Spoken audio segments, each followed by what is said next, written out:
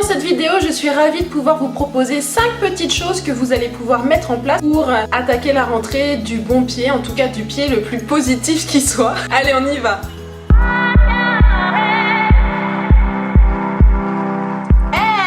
Salut tout le monde, j'espère que vous allez bien, je suis ravie de pouvoir vous retrouver dans cette nouvelle vidéo. J'espère que vos vacances se sont très bien passées. Maintenant c'est un petit peu derrière nous, j'espère que la rentrée s'est bien passée et que vous êtes d'attaque pour cette année. Si ce n'est pas le cas, ou si vous avez besoin d'encore un petit soupçon de motivation, je vous propose dans cette vidéo 5 petites choses que l'on va pouvoir mettre en place pour faire de cette année, de cette rentrée, mais aussi de cette année, une année fabuleusement positive. Allez, c'est parti, on y va. Alors, pour les 2 premiers points, je vous propose de vous munir d'un papier et d'un stylo. Pas tout de suite, quand vous ferez l'exercice plus tard.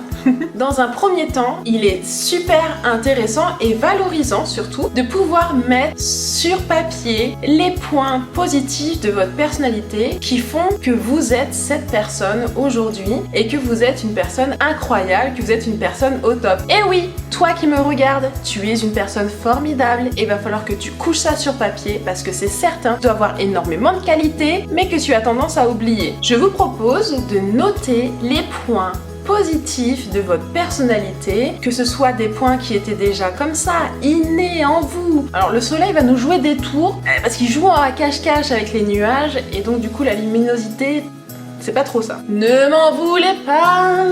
Coucher sur papier ces points positifs permettront de vous rappeler qu'ils sont bel et bien là, faire de cette année une année de réussite. L'autre point que je vous propose d'écrire sur du papier, eh bien, c'est un point important, c'est vos objectifs.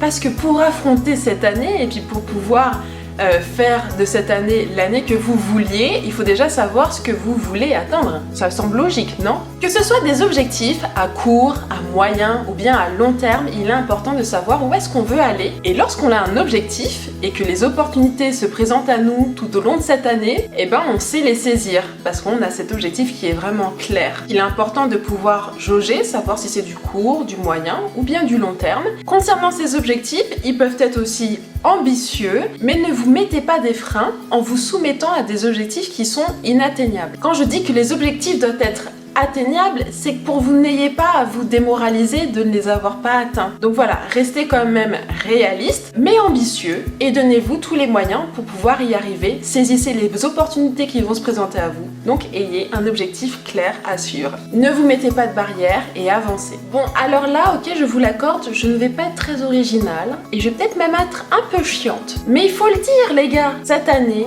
si vous voulez aller sur le chemin de la victoire, il faut avoir l'esprit clair. Ça va passer par une vie saine. Ok, c'est bien de pouvoir s'amuser, on va faire des excès aussi pour décompresser, on va aller manger ce que l'on veut, on va sortir un petit peu plus tard le soir, il faut décompresser, il faut s'amuser. Par contre, pas tous les jours, il faut pouvoir s'écouter. Vous n'aurez pas la capacité de pouvoir atteindre pleinement, avec l'énergie que ça demande, vos objectifs si vous êtes épuisé parce que vous n'avez pas écouté votre corps. D'ailleurs, en parlant de ça, moi j'ai tendance par exemple, à regarder des séries.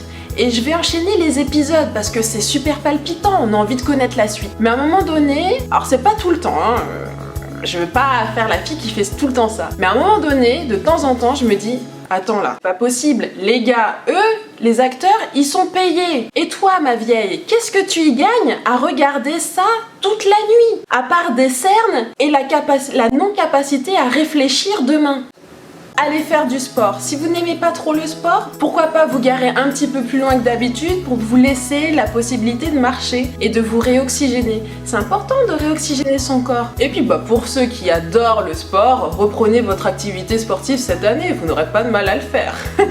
Vous l'aurez compris, de toute façon, pour atteindre ses objectifs, il faut avoir un esprit et un corps plein de vitalité. Pour le 4e point, je pense qu'il faut l'aborder. C'est pas forcément très positif, mais des difficultés, vous allez en rencontrer tout au long de cette nouvelle année, qu'elle soit scolaire ou qu'elle soit professionnelle. C'est comme ça, les difficultés, on en rencontre, mais ça nous apprend aussi beaucoup de choses. Vous aurez le choix d'être dans l'équipe de ceux qui baissent les bras. Vous aurez le choix d'être aussi dans l'équipe de ceux qui vont broyer du noir. Moi, personnellement, je choisis toujours d'être dans l'équipe de ceux qui sont convaincus d'être heureux et qui vont s'en sortir. C'est quand même plus sympa, lorsque les difficultés se présentent, lorsqu'il y a une problématique, c'est de pouvoir avoir la capacité de récupérer dans la plupart de ces situations qui vont se présenter à vous, le positif. Et c'est un réel exercice qu'il faut faire au quotidien pour éduquer son cerveau à ce que ce ne soit plus un exercice que l'on fait, mais un automatisme. Et ça, c'est pour moi, dans ma philosophie, l'un des points les plus importants. Vraiment, c'est ça qui me permet de garder le sourire au quotidien. Et en parlant de sourire, alors,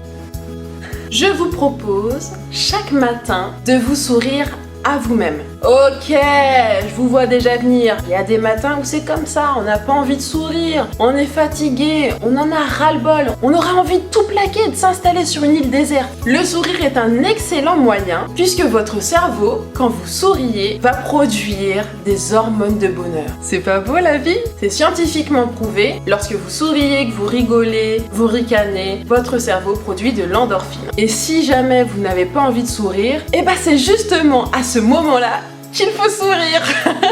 Et si ça peut vous aider, et ben accompagnez-le d'un petit hey. N'oubliez pas que vous êtes des personnes formidables, que vous avez des qualités pour atteindre tous les objectifs que vous vous fixez, ambitieux ou non, et qu'il faut vous faire confiance un petit peu. Je vous souhaite une excellente reprise, j'espère que vous avez aimé cette vidéo et je vous remercie de l'avoir regardée. En attendant la prochaine vidéo, on se retrouve sur les réseaux sociaux Twitter, Snapchat, Instagram, Facebook, celui qui vous fait le plus plaisir. Et je vous dis, prenez soin de vous et à la prochaine. Ciao!